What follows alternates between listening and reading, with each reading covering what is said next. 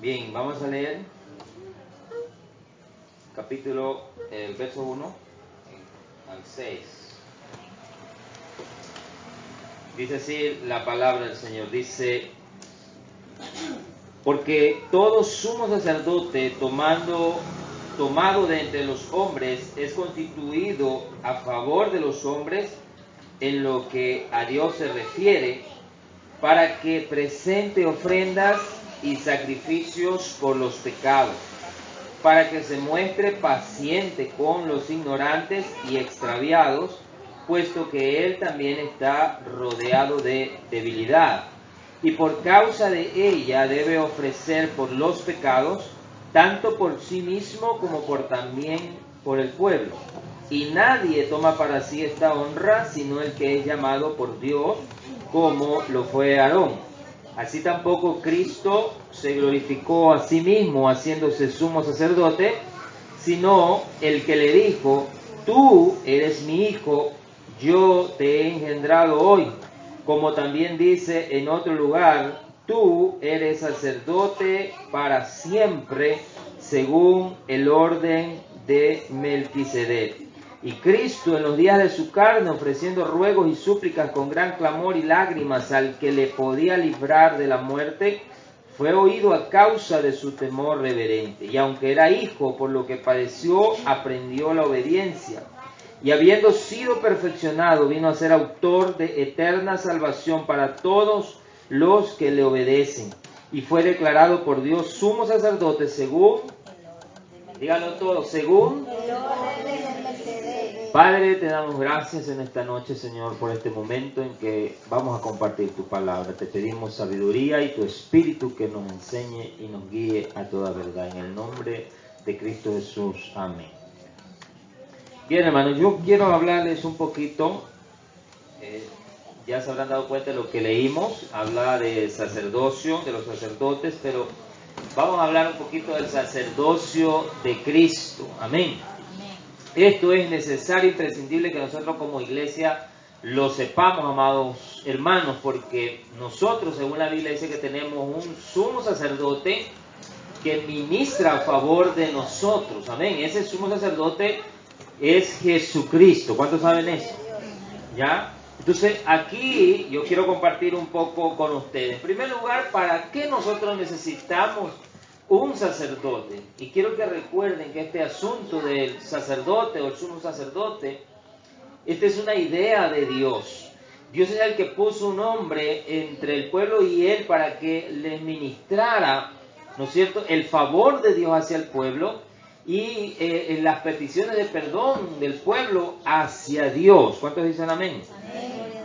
Entonces, miren, en los primeros versos nosotros leemos, amados hermanos, justamente esto, y dice: porque todo sumo sacerdote tomado de entre los hombres es constituido a favor de los hombres en lo que Dios se refiere, para que presente ofrendas y sacrificios por los pecados. Amén. Entonces, el hombre es tomado como sacerdote delante de Dios para ministrar a favor del pueblo, para ministrar a causa de los pecados, a causa de las debilidades de los hombres. Esta es la razón por la cual Dios constituía a hombres como sumo sacerdotes. Si el día de hoy Dios o Jesucristo constituyó, dice la Escritura, líderes. En Efesios capítulo 4, verso 11 dice que Jesús constituyó para la iglesia apóstoles, profetas, evangelistas, pastores y maestros. Amén.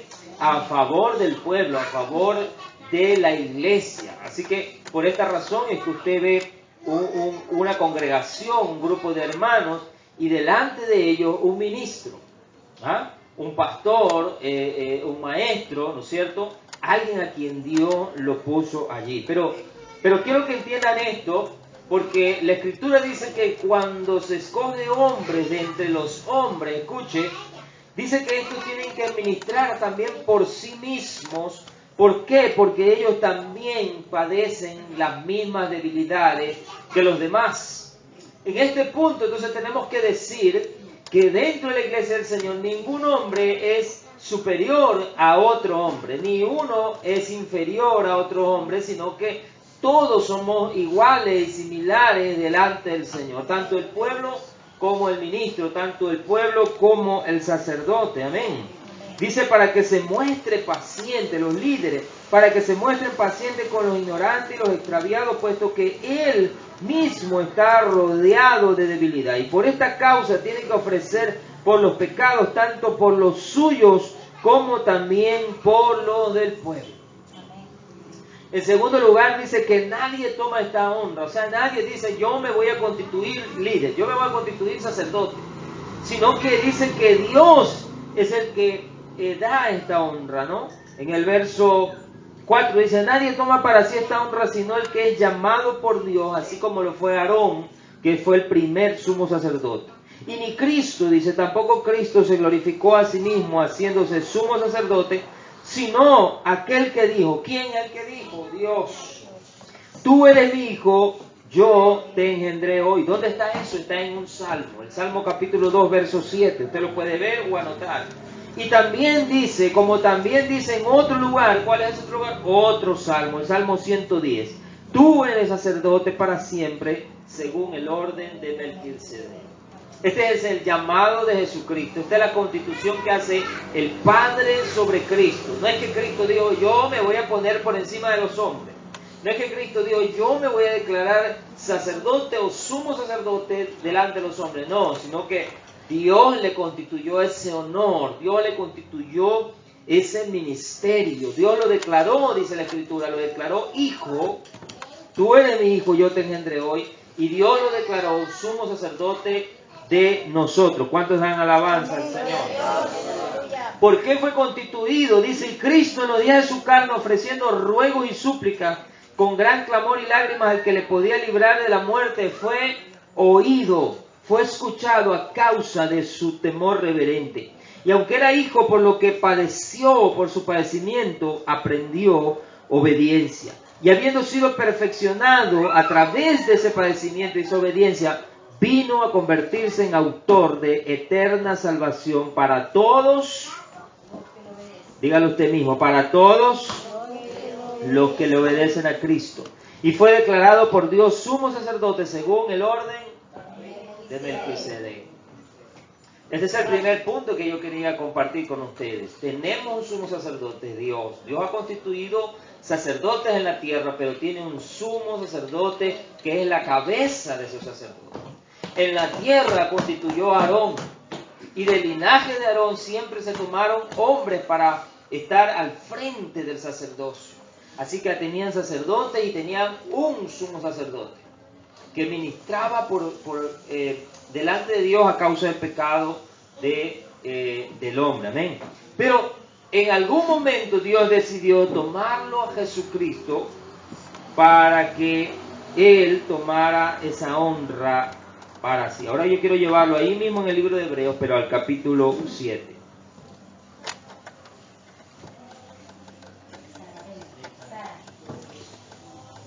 Ahí mismo en Hebreos, el capítulo 7.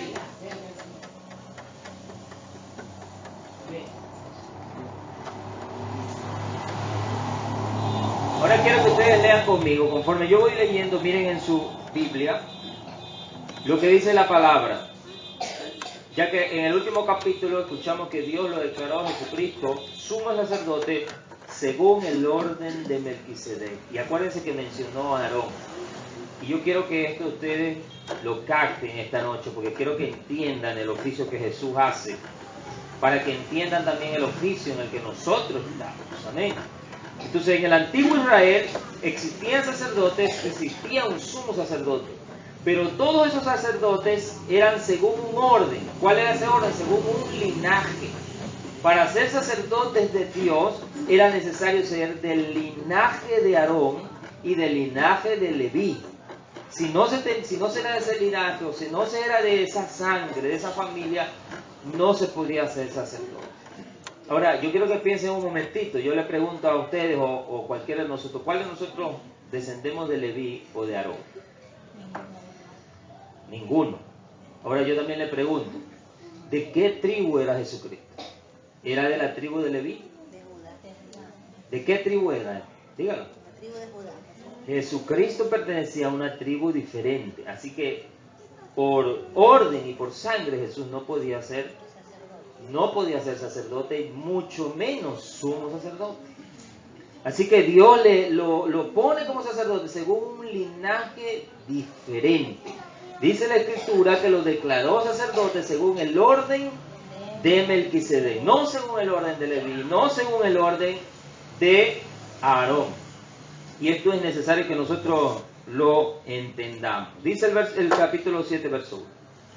Va a hablar un poquito de Melquisedec. ¿Quién es este Melquisedec? Porque este Melquisedec era rey de Salem y además era sacerdote del Dios Altísimo, que salió a recibir a Abraham, que volvía de la derrota de los reyes, y le bendijo. ¿Dónde encontramos esto? Dice la Biblia que está en Génesis capítulo 14. ¿Cuántos han leído esa historia?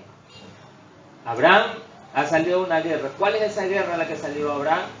A una guerra cuando ciertos reyes vinieron, conquistaron algunas ciudades y entre ellas conquistaron Sodoma. Y en la ciudad de Sodoma, ¿quién vivía? ¿Quién se acuerda? En la ciudad de Sodoma vivía Lot. Y Lot era sobrino de Abraham. Cuando Abraham se enteró que Lot había sido llevado cautivo por estos reyes, entonces Abraham salió no a defender a Sodoma, sino a defender a su sobrino, a su sangre. Y entonces llevó una cierta cantidad de hombres, siguieron a esta gente, los encontraron, los alcanzaron en un lugar y allí lucharon contra ellos y les ganaron por la gracia de Dios. Y dice la Biblia que rescató a Lot, a toda su familia y bueno, por ende rescató a toda la ciudad. Entonces cuando él regresó, venía con esto, dice que le salió a recibir Melquisedec, que era el rey de Salem. Salem es una ciudad antigua de donde se cree que más tarde llegó a fundarse allí mismo, llegó a cambiarse el nombre a Jerusalén. Jerusalén, antiguamente se llamaba Salem. Entonces este hombre era el rey de esa ciudad, además de ser rey era sacerdote. O sea, era rey y era sacerdote, las dos cosas que luego Jesús va a hacer. Dice, a quien asimismo dio Abraham, el verso 2, los diezmos de todo, cuyo nombre significa primero rey de justicia y también rey de Salem. Y Salem tiene la raíz de una palabra hebrea, de la palabra hebrea Salom, que significa paz. Así que este Melqui, escúcheme acá un ratito, la palabra Melqui en el hebreo significa rey. Y Sedec viene de Sadoc o justicia. Por eso dice el escritor, su nombre significa rey de justicia. Y este es un nombre apelativo que nos lleva a Jesucristo, quien se va a convertir en el verdadero rey de justicia. Pero además de eso dice era rey de Salem, que también nos indica que él viene a ser rey de paz. ¿Y quién es ese rey de paz sino Jesucristo, a quien se lo declaró príncipe de paz? ¿Cuántos han leído ese pasaje? Príncipe de paz, dice el profeta Isaías. Entonces dice, ahora este Melquisedec, verso 3, escuche lo que dice. Dice, sin padre, sin madre, sin genealogía, que ni tiene principio de día, ni fin de vida, sino hecho semejante al Hijo de Dios, permanece sacerdote para siempre. Ahora, ¿qué significa esto? Melquisedec no tenía padres, no tuvo principio, no tuvo final, quiere decir que es inmortal, vivió para siempre. No. Lo que nos está diciendo es que la Biblia no dice nada acerca de él. Es un personaje que apareció de repente, que nadie sabía quién era, nadie conocía a nadie de él, solamente aparece en este momento en la vida de Abraham y en la historia y en la Biblia. No hay más registro de él en ningún lado, solo este pequeño pasaje que la Biblia hace. Así que desde este punto de vista, este es un personaje sin igual, que apareció de la nada y de la nada desapareció. Por eso dice, sin padre, sin madre, sin genealogía, no se sabe, no hay registro de él. No tiene principio de días de una manera figurativa, ni fin de vida, sino que es hecho en una semejanza al verdadero Hijo de Dios, ¿no es cierto? Aquel que verdaderamente no tiene principio de día, ni tampoco fin. Dice, permanece como sacerdote para siempre. Verso 4 dice, considerad pues cuán grande era este, a quien aún Abraham, que siendo patriarca, el hombre de Dios, le dio diezmos del botín. Ciertamente los que de entre los hijos de Leví reciben el sacerdocio, tienen mandamiento de tomar del pueblo los diezmos según la ley, es decir, de sus hermanos, aunque estos también hayan salido de los lomos de Abraham. Pero aquel cuya genealogía no es contada de entre ellos, tomó de Abraham los diezmos y bendijo al que tenía la promesa, y sin discusión alguna el menor es bendecido por el mayor. ¿Qué nos están diciendo estos pasajes? A ver, Leví viene a ser un descendiente de Abraham, por ende viene a ser un hijo de Abraham. La Biblia nos está diciendo que cuando Abraham diezmó a Melquisedec, aún Leví le diezmó ahí. Amén. Porque su padre, su abuelo, ¿no es cierto?, diezmó, y diezmó por su familia y por todos sus hijos. Entonces, la Biblia nos hace una comparación. La tribu de Leví tenía la orden de tomar los diezmos del pueblo, según el orden de Aarón. Pero en este caso, Abraham se topa con un hombre que no es sacerdote según el orden de Leví, pero sin embargo Abraham le da diezmo de todo lo que trae, y aún sus hijos diezman en él. Entonces dice, sin discusión alguna, el menor es bendecido por el mayor, dice la palabra. Y aquí ciertamente el verso 8, reciben los diezmos hombres mortales, pero allí uno de quien se da testimonio de que vive. Este es Melquisedec. Y por decirlo así, en Abraham pagó el diezmo también Leví, lo que yo les decía, que recibe los diezmos, porque aún estaba en los lomos de su padre cuando Melquisedec le salió al encuentro, ¿no? Verso 11 dice, si pues la perfección fuera por el sacerdocio levítico, escuchen esto, porque bajo él recibió el pueblo la ley, ¿qué necesidad habría aún de que se levantase otro sacerdote según un orden diferente, según el orden de Melquisedec, y que no fuese llamado según el orden de Aarón? Mira, aquí viene la pregunta. Ya existía un sacerdocio, el sacerdocio de Leví. ¿Por qué cambiarlo? Y quiero que vayan entendiendo esto, amados hermanos, porque nosotros debemos entender que el sacerdocio de Leví, o el orden judío, se terminó. Llegó un punto en la historia donde Dios le puso fin. El sacerdocio levítico y todas las cosas que le rodeaban a ellos y todo el ministerio que se hacía en Jerusalén terminó. Dios le dio fin, ¿no? Y bueno, ya mismo vamos a hablar un poquito más de eso. Verso 12 dice, porque cambiado el sacerdocio, escuche, necesario es también que haya un cambio de ley, téngalo en su mente. Y aquel de quien se dice esto es de otra tribu. Aquí ya estamos hablando de Jesús, de la cual nadie nunca sirvió al altar, o sea, nadie fue sacerdote. Porque manifiesto es que nuestro Señor vino de la tribu de Judá, como decían los hermanos hace un momento, de la cual nada habló Moisés tocante al sacerdocio. Y esto es aún más manifiesto si a semejanza de Melquisedec se levanta un sacerdote distinto, no constituido conforme a la ley del mandamiento acerca de la ascendencia, sino según el poder de una vida indestructible, pues se da testimonio de él en el Salmo diciendo, tú eres sacerdote para siempre según el orden de Melquisedec. Verso 18, quiero que lo lea conmigo. ¿Qué dice? Queda pues abrogado el mandamiento anterior a causa de su debilidad y de su ineficacia. Verso 19, pues nada perfeccionó la ley y de la introducción de una mejor esperanza por la cual nos acercamos a Dios. Quiero que vaya captando. No solamente Dios decide cambiar el sacerdocio, sino que dice la Escritura que también se cambia la ley. Quiero que tenga esto en su mente. Queda abrogado el mandamiento. ¿Cuál mandamiento? El mandamiento de que ahora para ser sacerdote tienes que ser necesariamente de la tribu de Leví. Queda abrogado. Queda también abrogada, como dice, se cambia la ley y se cambia el sacerdocio. ¿Qué nos dice el verso 19? Dice que la ley, ¿de cuál ley está hablando? A ver, piensa un poquito, ¿de cuál ley? ¿Cuál es la única ley que usted conoce en la Biblia? La ley de Moisés, la ley de los mandamientos. Dice, nada perfeccionó la ley y de la introducción de una mejor esperanza, guárdese esa palabra esperanza en su mente, por la cual nos acercamos a Dios. Dice el verso 20, y esto no fue hecho sin juramento, porque los otros ciertamente sin juramento fueron hechos sacerdotes, pero este con el juramento del que le dijo, juró el Señor y no se arrepentirá, tú eres sacerdote para siempre según el orden de Melquisedec.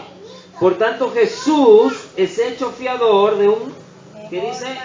Mejor pacto. Entonces, quiero que se dé cuenta que hay dos cosas. Le hago la pregunta, ¿nuestras Biblias están divididas en cuántas partes? En dos. ¿Por qué está dividida en dos partes? El Antiguo Testamento antes de Cristo. Ya, tenemos el Antiguo Testamento y tenemos el Nuevo Testamento. Lo mismo es decir, el Antiguo Testamento representa el Antiguo Pacto y el Nuevo Testamento representa el Nuevo Pacto. Aquí nos dice que Jesús ha sido hecho fiador de un mejor, y se refiere al Nuevo Pacto. El Antiguo Pacto, ¿con quién lo hizo Dios? Lo hizo con Moisés. Lo hizo con Moisés y lo hizo con el pueblo. A Moisés se le dieron las leyes. ¿Se acuerda la película? ¿Se acuerda la novela? Cuando Jesús va al monte, ¿no es cierto? Y Dios le da las tablas de la piedra, ¿no es cierto? Y allí están los mandamientos. Allí Dios hace un pacto con el pueblo y les dice, de ahora en adelante ustedes van a obedecer todo lo que está escrito aquí. Si ustedes obedecen, ustedes van a ser bendecidos. Si ustedes desobedecen, la maldición va a venir sobre ustedes. Ese es el pacto que Dios hizo con Moisés. De eso se trataba el pacto. Pero nosotros leímos un pasaje que dice que la ley, a pesar de ser buena y a pesar de ser perfecta, según dice Pablo en Romanos 7, dice que la ley no perfeccionó a nadie. Porque la ley no tiene el poder de perfeccionarnos. La ley lo que hace es acusarnos cuando erramos, cuando fallamos. La ley dice pecaste. Eso dice la ley, ese es el trabajo de la ley, ¿no? Entonces, por eso era necesario un nuevo pacto, y no solo un nuevo pacto, un mejor pacto, que nos ayude, que nos saque del atolladero donde nos encontramos. Amén. Entonces, Dios envía a Jesucristo y empieza a cambiar todas las cosas. Y quiero que ustedes sepan esto, porque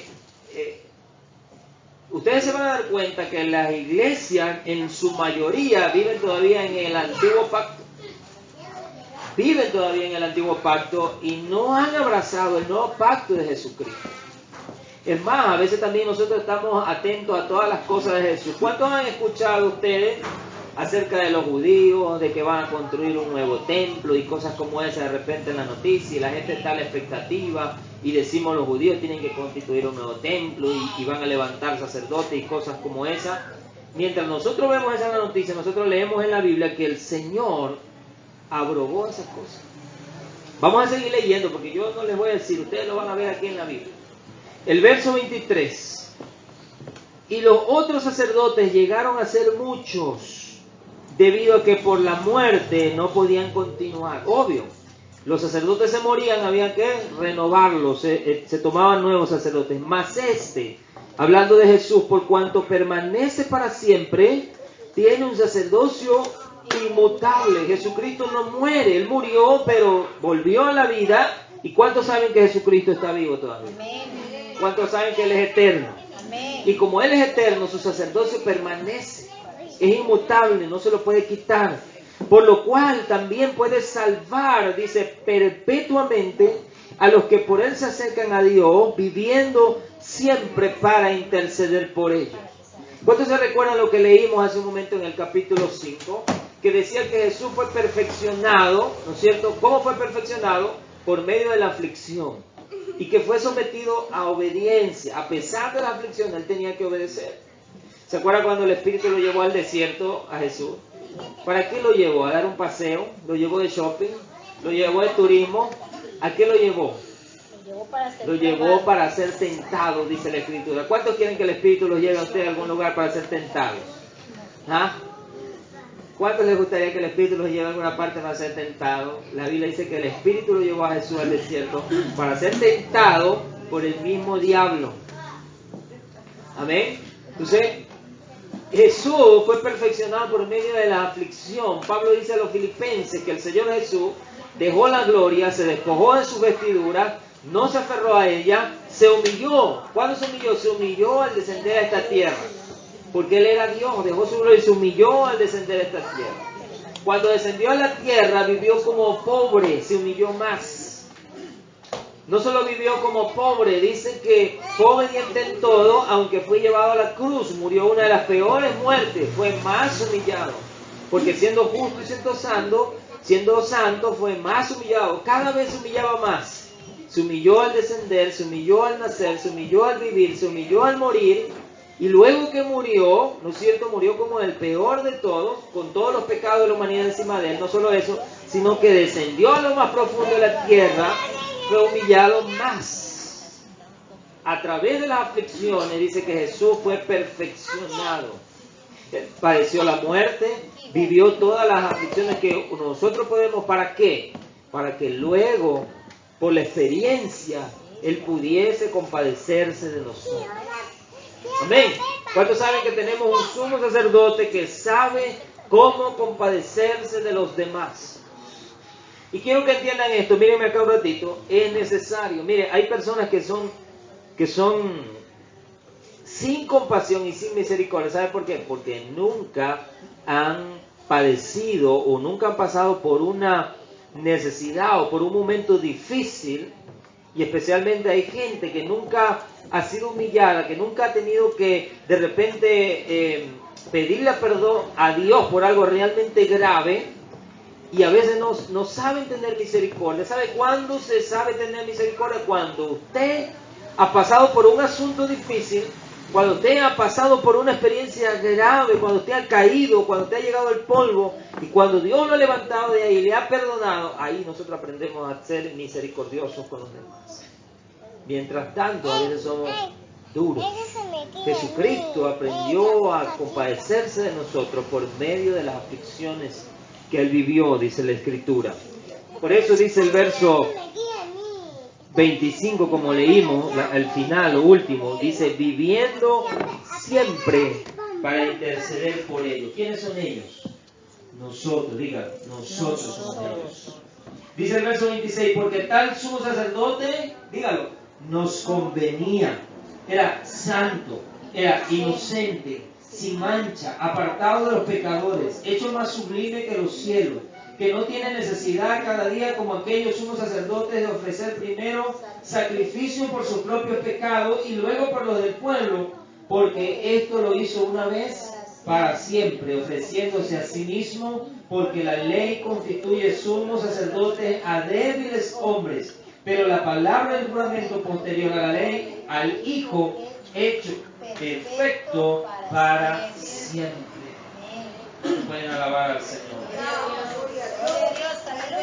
El Hijo fue hecho perfecto para siempre. ¿Eh?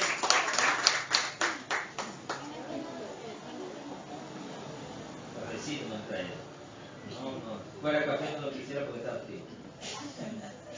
Ahora, yo les voy a hacer otra pregunta. Esta es la noche de las preguntas. ¿Dónde trabajan los sacerdotes? ¿Dónde ofician los sacerdotes? ¿En dónde? En el templo. En el templo. Cuando hablamos del templo, hablamos del templo de Jerusalén, que hoy en día no existe. Fue destruido, ¿no es cierto? ¿Cuántos saben que el templo de Jerusalén fue destruido? Hoy en día no existe el templo. Hoy en día los judíos no pueden ministrar, no tienen sacerdotes, no tienen un sumo sacerdote porque no tienen un templo.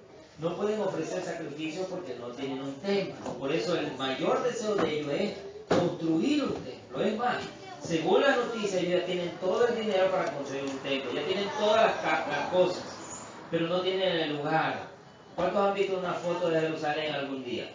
Y cuando sale una foto, sale una cosa como un palacio que tiene una cúpula dorada arriba, ¿se lo han visto?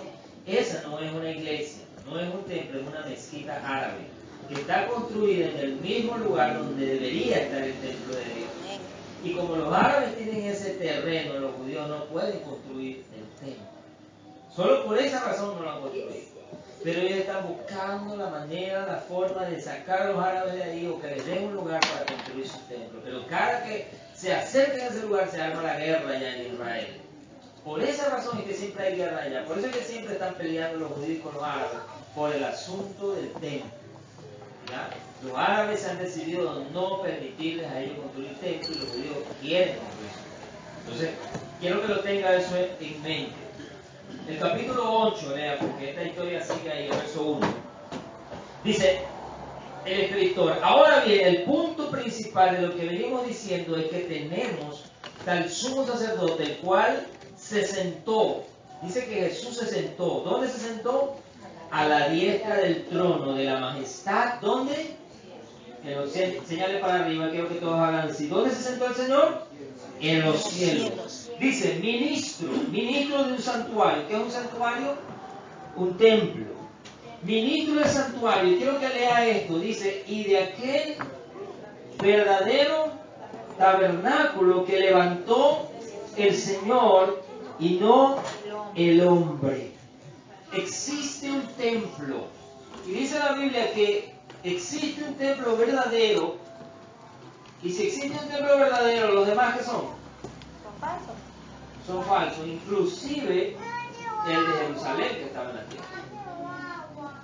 La Biblia dice que existe un santuario, un único templo, que no ha sido hecho por manos de hombres, sino por la mano de Dios. En algún momento yo les he leído ese pasaje que Pablo le dice a los atenienses en el libro de los Hechos, capítulo 17, cuando tenga tiempo búsquelo, y dice, el Dios que hizo los cielos y la tierra no habita en templos hechos por manos humanas. Él no habita, Él no vive en ese lugar. Nosotros creemos que Dios vive en los templos, pero Dios no vive en los templos. Dios vive en un solo lugar, por decirlo así. Nosotros sabemos que Dios está en todas partes, pero ¿dónde está Dios? ¿Dónde vive Dios? ¿Dónde? En los cielos. ¿Por qué en los cielos? Porque en los cielos Dios edificó un tabernáculo, y ese es el verdadero tabernáculo. El tabernáculo en la tierra fue lo que llegó a convertirse en el templo. ¿Dónde aparece el tabernáculo por primera vez? Con Moisés, porque ahí fue donde se dio el antiguo pacto. ¿Sí me sigue? Amén. Cuando Moisés subió a la montaña, no solamente recibió las tablas, Moisés vio una visión, dice la Escritura. Dios le mostró la visión de un tabernáculo, le mostró su medida, le mostró todo lo que había dentro, y luego Dios le dice, desciende a la tierra y construye un tabernáculo similar al que has visto. Y en algún pasaje del libro de Éxodo dice, no te olvides de hacerlo igual a como te fue mostrado en la visión. Lo que Moisés vio fue el tabernáculo de Dios que ya existía, que ya estaba en los cielos. Ese era el verdadero. Moisés construye uno en la tierra, pero como va a decir el apóstol Pablo más adelante, era una sombra. Ese tabernáculo era una sombra. Era una sombra. ¿Sabe a qué se refiere Pablo cuando dice que algo es una sombra? El sol está arriba y si usted pone las manos, ¿qué proyectará su mano hacia abajo? Una sombra. Pero ¿cuál es la real? La que está arriba. La mano es la verdadera, pero la de abajo es una sombra. Pero los que están abajo, las hormigas, tal vez piensen que es la verdad. Entonces, en similar forma, el verdadero tabernáculo estaba en los cielos, pero proyectaba su sombra a través del pacto antiguo. Amén. Entonces, vamos a leer un poquito más. Ya se me fue el capítulo 8 estamos.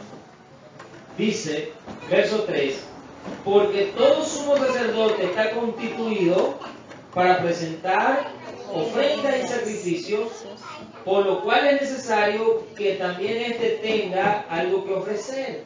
Así que si estuviese sobre la tierra, escuche, si estuviese sobre la tierra, ni siquiera sería sacerdote, habiendo aún sacerdotes que presentan las ofrendas según la ley, los cuales sirven a lo que es figura y sombra de las cosas celestiales, como se le advirtió a Moisés cuando iba a erigir el tabernáculo, diciéndole, mira, haz todas las cosas conforme al modelo que se te ha mostrado en el monte. ¿Qué está diciendo aquí? Mira lo que dice el verso 4. Dice que si Jesús estuviera aquí en la tierra, o se hubiera quedado en la tierra para oficiar su ministerio de sacerdote, dice que no podría. ¿Por qué? Porque todavía, por lo menos en los tiempos que el escritor de Hebreos escribió la carta de Hebreos, todavía había un templo en Jerusalén. Y todavía había un ministerio de sacerdotes. ¿Se acuerdan de Caifás? ¿Se acuerdan de Anás? Los que llevaron a Jesús a la cruz. Ellos estaban. Así que si Jesús hubiera quedado para oficiar, hubiera habido un conflicto, una pelea. Por esa razón dice que Él fue llevado a los cielos para oficiar de ahí. Entonces Él dice, si estuviese sobre la tierra, ni siquiera podría ser sacerdote, porque había todavía sacerdotes que presentan ofrendas de la ley. Dice el verso 7, porque si aquel primero hubiera sido sin defecto, el 6 me tocaba, porque ahora tanto mejor ministerio es el suyo, el de Jesús, cuanto es mediador de un mejor pacto, otra vez lo dice, establecido sobre mejores promesas. Porque si aquel primero hubiera sido sin defecto, ciertamente no se hubiera procurado lugar para un segundo pacto. Pero ahí está la palabra, el verso 8, porque reprendiéndoles él dice, he aquí viene el día, dice el Señor, en que estableceré con la casa de Israel y la casa de Judá un, dígalo, nuevo pacto, no como el pacto que hice con sus padres. Esto nos dice que el pacto es diferente, porque no es como aquel, el día que los tomé de la mano para sacarlos de la tierra de Egipto, porque ellos no permanecieron en mi pacto y yo me desentendí de ellos, dice el Señor. Por lo cual este es el pacto que haré con la casa de Israel. Después de aquellos días, dice el Señor, pondré mis leyes en la mente de ellos, sobre su corazón las escribiré, seré a ellos por Dios, y ellos me serán a mí por pueblo, y ninguno enseñará a su prójimo, ninguno a su hermano, diciéndole, conoce al Señor, porque todos me conocerán, desde el menor hasta el mayor de ellos, y seré propicio a su injusticia, y nunca más me acordaré de sus pecados y de sus iniquidades. Esto es una premisa del nuevo pacto. ¿Sabía que en el nuevo pacto, de cierta forma, por así decirlo, no necesitamos maestros, no necesitamos líderes, no necesitamos sacerdotes, porque tenemos un sumo sacerdote en los cielos que es por nosotros? No necesitamos a alguien que nos diga, ven, conoce al Señor, nos enseña al Señor, porque tenemos a Dios que decidió que Él mismo nos enseñaría. Ahora, la Biblia dice que Jesús constituyó apóstoles, profetas, evangelistas, pastores y maestros. ¿Para qué los constituyó? Lo constituyó para llevar al pueblo hacia el crecimiento, hacia la madurez, para guiarlos hacia dónde, hermano. Y este es lo que yo siempre trato de entender. ¿Cuál es el trabajo de los líderes, de los pastores? Guiar al pueblo hacia dónde. El trabajo de un líder es guiar al pueblo hacia Dios. No hacia mí, no hacia mi conocimiento, no hacia lo que yo creo, no hacia lo que yo sé, sino hacia Dios. Porque en el nuevo pacto dice, nadie le dirá a su hermano, ven, conoce al Señor, yo te lo voy a hacer conocer. No, porque Él mismo nos enseñará. Así está escrito en la palabra. Él mismo. Así que el trabajo de un líder es poner al pueblo y llevarlo hacia Dios para que lo conozcan y para que Dios mismo les enseñe, Dios mismo se les revele. Pero si yo como líder le empiezo a poner a ustedes reglas, no, usted tiene que hacerme caso a lo que yo digo. Porque ¿quién es el líder aquí? ¿Quién es el pastor aquí? Soy yo. ¿Sabe lo que yo estoy haciendo? Yo estoy haciendo todo lo contrario a lo que la Biblia me dice que debo hacer. Mi trabajo es llevarlo a usted hacia Dios, porque como le dije al principio, aquí ni yo soy mayor que usted, ni usted es mayor que mí, ni yo soy menor que usted. Amén. Dice que la Escritura dice que ahora todos somos igual en Dios. ¿Cuántos dicen amén fuerte? Amén, gloria a Dios. ¿Dónde nos quedamos? ¿En qué verso? Verso 13. Mira el 13 lo que dice. Al decir nuevo pacto, mira que ya dijimos mejor pacto y nuevo pacto. Y dice, al decir nuevo pacto, ¿qué dice? Ha dado por viejo al primero. Y lo que se da por viejo y se envejece está próximo. Escuchen, el viejo pacto, dice el escritor, se ha declarado viejo. Y lo que se declara viejo está próximo a desaparecer. Considere que, yo le dije antes, que el que escribió el libro de Hebreo, cuando él escribió, todavía estaba el templo de Jerusalén. Todavía estaban los sacerdotes, pero él acaba de declarar, lo que se da por viejo y envejece está pronto. Esto es una profecía que le está diciendo. Está próximo a desaparecer. Amén. Entonces dice el capítulo 9. Ahora bien, aún el primer pacto tenía ordenanza de culto y un santuario terrenal.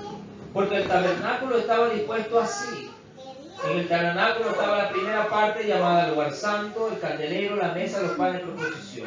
En el segundo velo estaba la parte del tabernáculo llamada lugar santísimo, el cual tenía un incensario de oro y el arca del pacto cubierta de oro por todas partes, en la que estaba una urna de oro que contenía el maná, la vara de Aarón que la verdeció y las tablas del pacto, y sobre ella los querubines de gloria que cubrían el propiciatorio, de las cuales cosas no se pueden hablar ahora en detalle. Y así dispuesta, dice el verso 6, estas cosas, en la primera parte del tabernáculo entran los sacerdotes continuamente para cumplir los oficios del culto, pero en la segunda parte el sumo sacerdote una vez al año, no sin sangre, la cual ofrece por sí mismo, y por los pecados de la ignorancia del pueblo, dando al Espíritu Santo a entender esto, que aún no se había manifestado.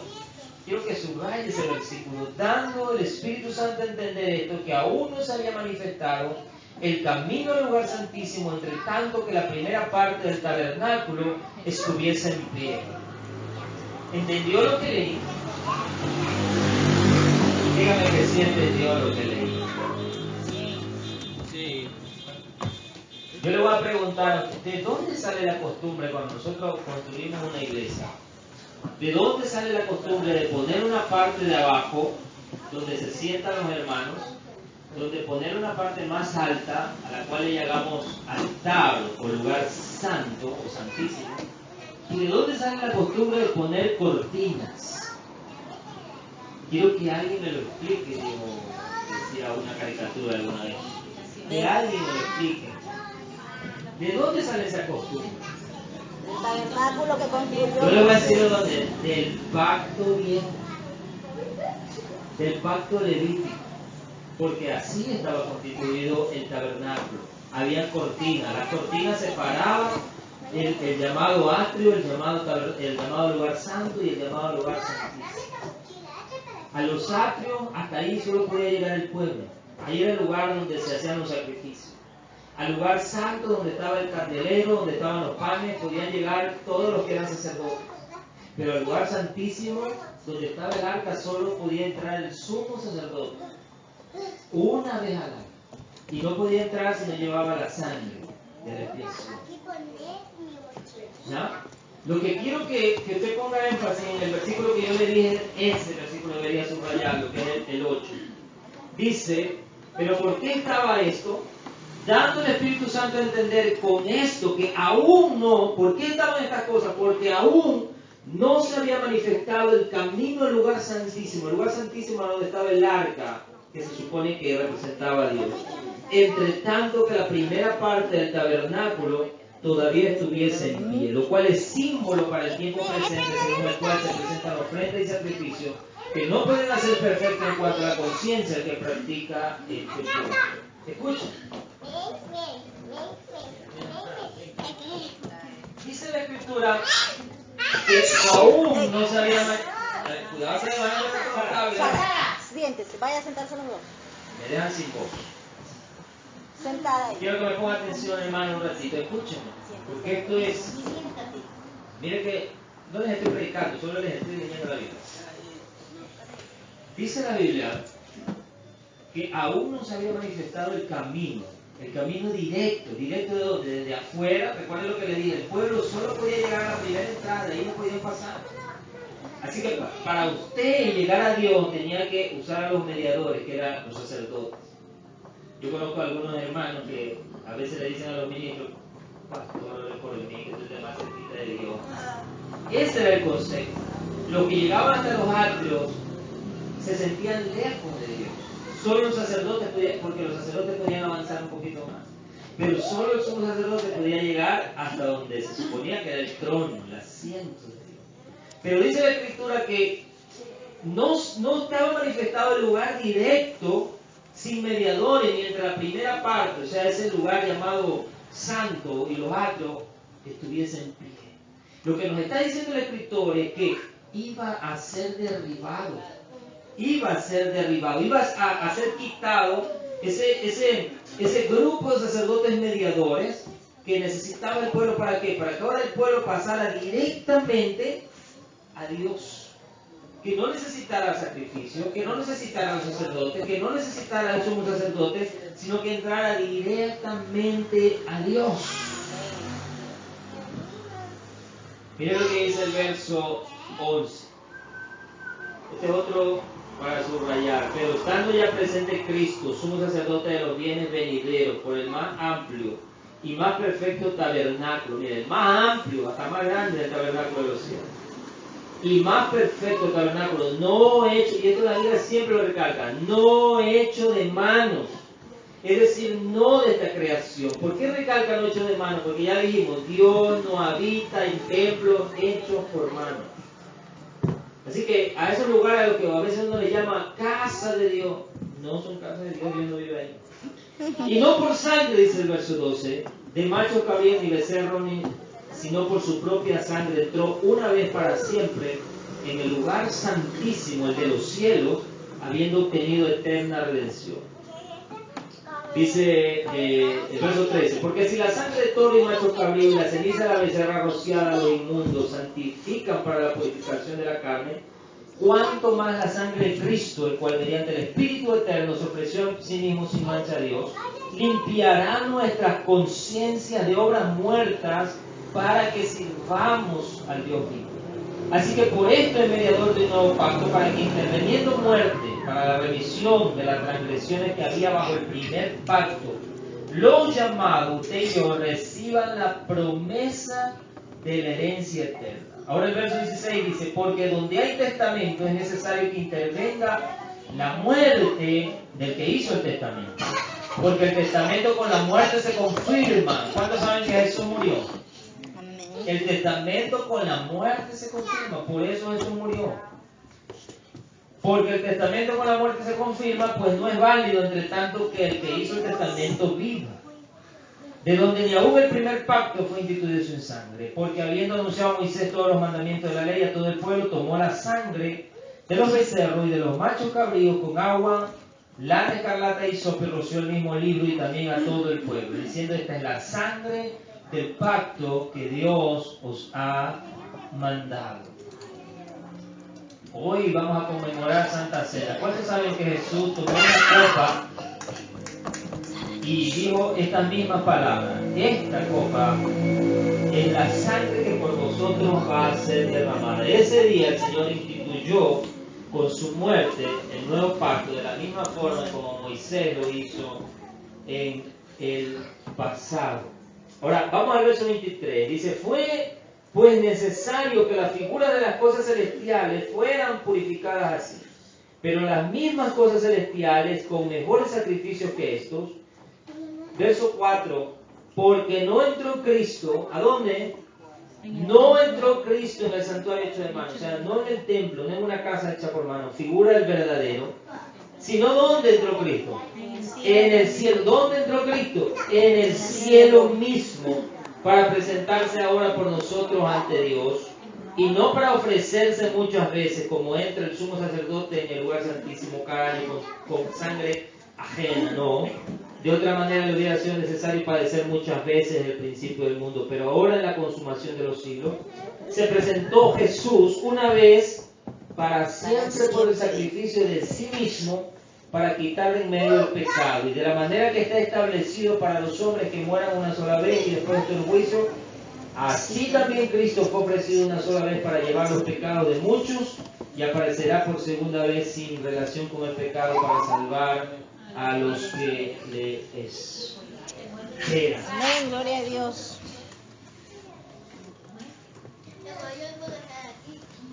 Amados hermanos, escúcheme lo que voy a decir.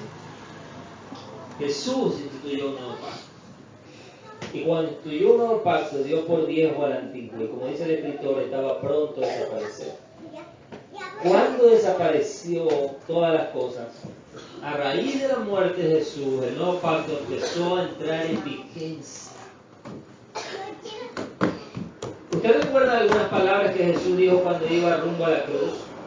Por ejemplo, yo me recuerdo en Juan capítulo 12, Jesús dijo así, dijo: ahora es el juicio ¿de quién? Del príncipe de este mundo, ahora será juzgado. ¿Cuándo?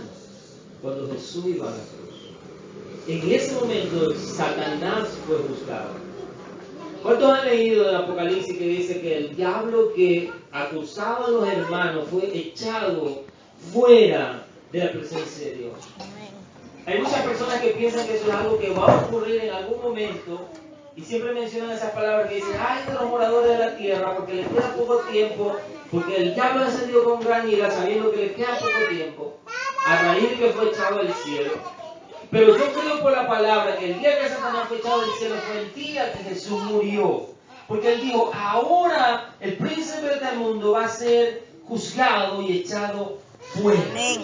Ese día fue quitado. ¿Sabe por qué? Porque se levantó un sumo sacerdote que iba a interceder por nosotros. Por el contrario, la Biblia dice que el Satanás, ¿qué hacía? Dice que nos acusaba de día y de noche. De día y de noche acusaba a la gente. Pero ahora Jesús se levantaba como el intercesor de nuestras almas. Así que lo primero, dígame sinceramente, ¿qué es lo primero que usted haría si usted llegaría a un puesto como ese? ¿Sabe lo primero que yo hago? Saco al acusador, al chismoso, ¿no es cierto? Es el primero que he sacado. Y fue lo que, yo creo que eso fue lo que sucedió en aquel día. Satanás fue echado fuera. Ese fue el día en que hubo la batalla en el cielo, cuando Miguel y sus ángeles lucharon con el diablo y sus ángeles y lo echaron fuera de la presencia de Dios. La Biblia dice en el libro de Job que cuando venían los hijos de Dios a la presencia del Señor, también entre ellos venía Satanás. Yo creo que Satanás ya no tiene más acceso a la presencia del Señor. En algún momento Jesús le dijo a los apóstoles, Satanás se acercó a la presencia de Dios y les ha pedido su vida para zarandearlos. Yo creo que Satanás no tiene más acceso a la presencia del Señor porque el día que Jesús murió fue juzgado y fue echado fuera. Fue lanzado a la tierra y ahora descendió con gran ira sabiendo que le queda poco tiempo, porque la muerte de Jesús fue el inicio de su destrucción final. Cuando la Biblia habla de fin, no espere que el fin ocurra más adelante. El fin empezó con Jesucristo. El fin de los días empezó con la muerte de Jesucristo. Los apóstoles, el apóstol Pedro, el día que predicó en Jerusalén por primera vez, dijo, ahora ha llegado el fin. Ahora se han cumplido las palabras del profeta, cuando dijo el Espíritu Santo ha llegado.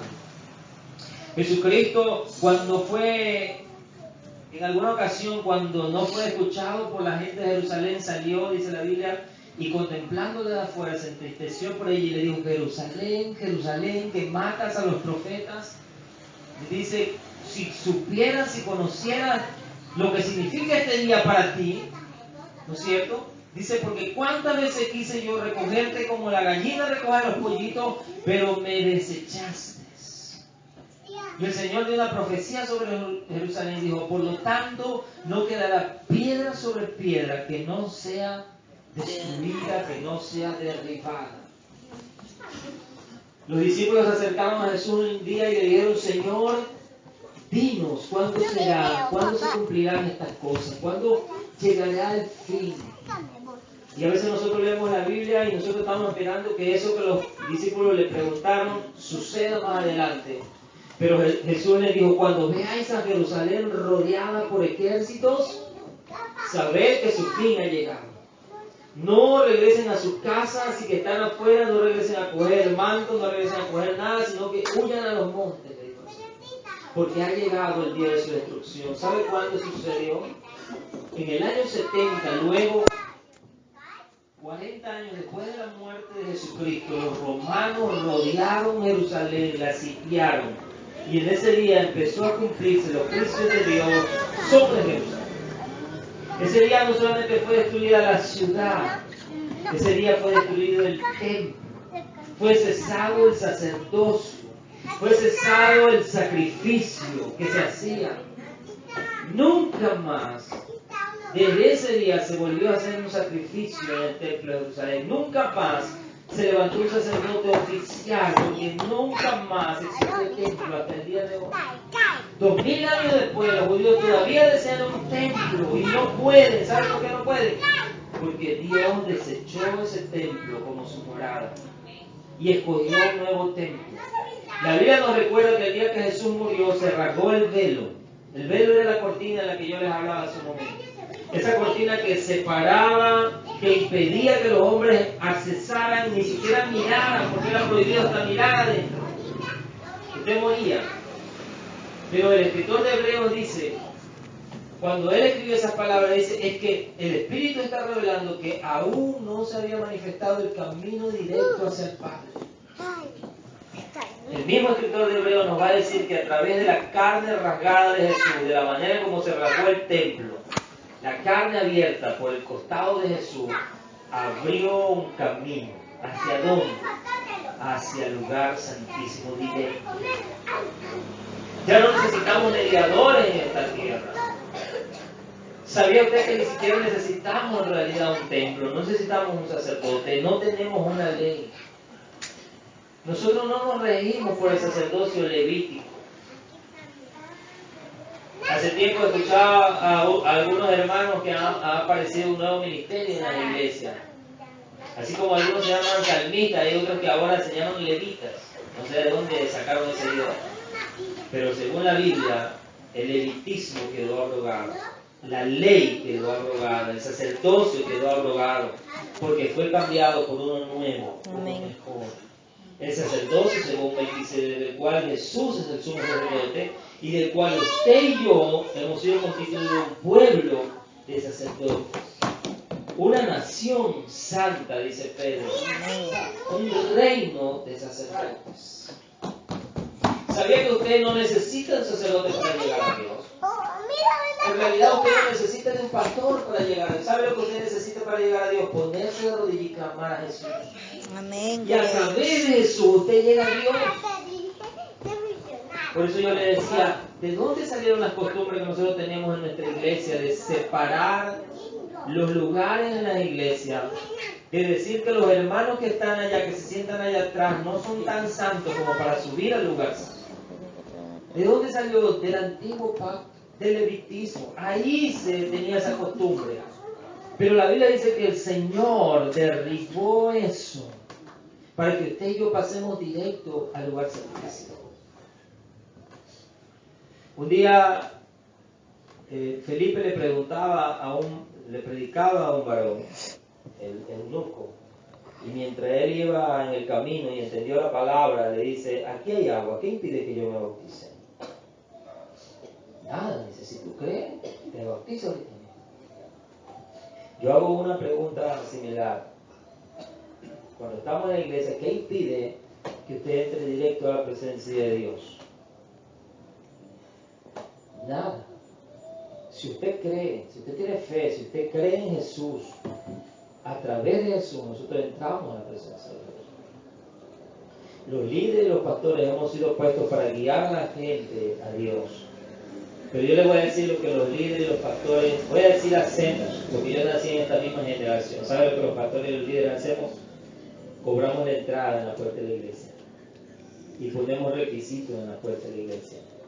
Cuando la Biblia dice que Dios ya derribó esa parte que nos impedía entrar, el lugar santo que estaba adelante, ese que tenía una cortina, que no nos dejaba ni mirar hacia adentro, dice que el Señor lo derribó y destruyó el templo de Jerusalén. El templo de Jerusalén era conocido como la casa de Dios. Jesús dijo: esta será conocida como casa de Dios y puerta del cielo, como nosotros decimos. Pero era el templo de Jerusalén, no ningún otro templo, era el templo de Jerusalén, el único templo sobre el cual Dios había dicho que era su casa. No existía ningún otro templo. Los samaritanos adoraban en otro templo y Jesús les dijo: ustedes están equivocados, en Jerusalén hay que ir a adorar. Era el único, y ese único templo Dios lo quemó. ¿Sabían que Dios lo quemó? Lo quemó, lo destruyó, lo derribó, piedra por piedra lo mandó abajo, lo echó a tierra. Y junto con el templo destruyó el sacerdocio, la ley y todo lo que constituía alrededor de ella, el sacrificio. Por esa razón es que nosotros los cristianos ya no usamos sacrificios de animales, porque tenemos el más perfecto sacrificio. Pero tampoco deberíamos constituir nuestras iglesias como templos, porque el único y verdadero templo, dice la Biblia, está, ¿dónde dijo que estaba? En el cielo. Y allí está Jesús sentado como sumo sacerdote. Esta historia continuará, no se pierda la segunda parte. Póngase de pie, vamos a darle gracias al Señor.